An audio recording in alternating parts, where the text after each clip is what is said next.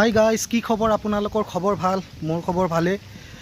মই এটা কথা মানুহে কিছুমানে মই দেখি আছোঁ আপোনাৰ ফেচবুকত লাইক কমেণ্ট কৰক, আপোনালোকে ফলোৱাৰ পাই যাওক, কিন্তু মিছা কথা এইটো নহয়।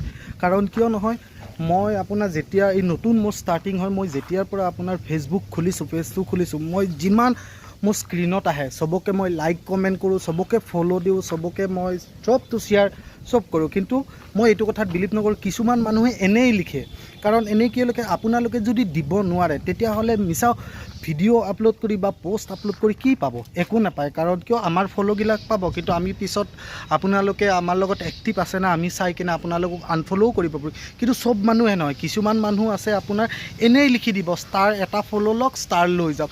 যদি দিব নোৱাৰে আপোনালোকে কিয় দিয়ে? কিয় এইবিলাক কয়? মিছা মানুহক কিয় সান্তনা দিয়ে? কাৰণ সান্তনা মানুহক কেতিয়াও দিব নালাগে। যিটো কৰিব পাৰিব সেইটো সান্তনা দিয়ক। কৰিব নোৱাৰা আশা দি একো লাভ নাই আপোনালোকৰ।